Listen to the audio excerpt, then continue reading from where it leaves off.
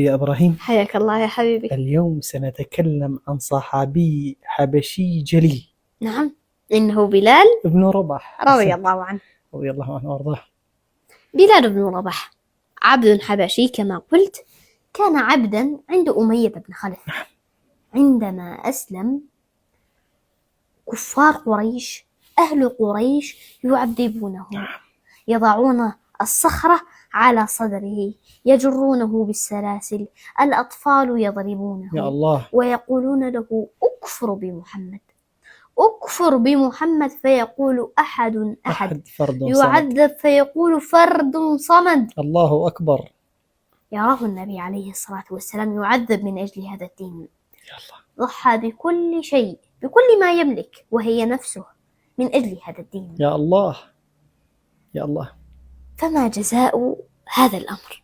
جزاء هذا الأمر كان في يوم فتح مكة يا إبراهيم. نعم. عندما دخل النبي صلى الله عليه وسلم قال: أين بلال؟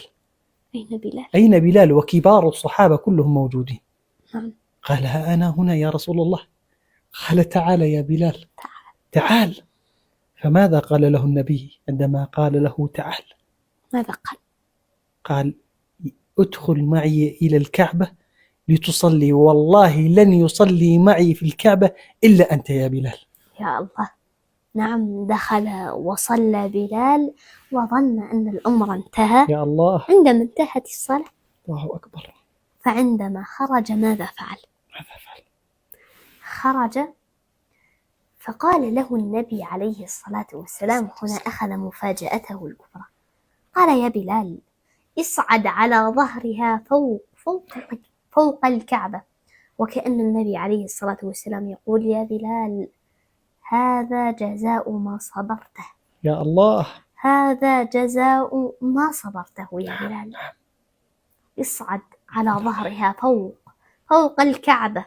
فقال له بلال بن رباح رضي الله عنه، قال: يا رسول الله، المكان بعيد، الكعبة طويلة، لا أستطيع.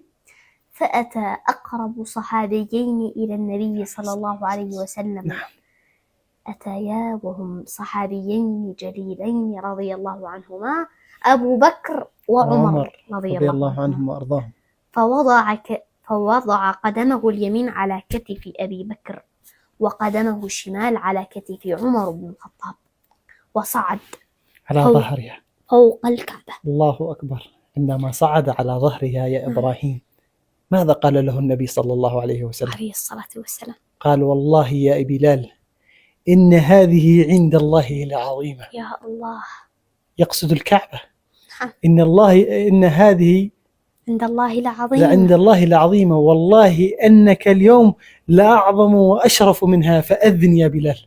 أذن يا بلال. أذن بلال وصدح صوت التوحيد في المدينة. الله أكبر. الله أكبر. الله أكبر. الله أكبر. الله أكبر. الله أكبر. الله أكبر والعزة لله. اعلموا أن ما بعد الضيق إلا الفرج، وإن مع العسر يسرا.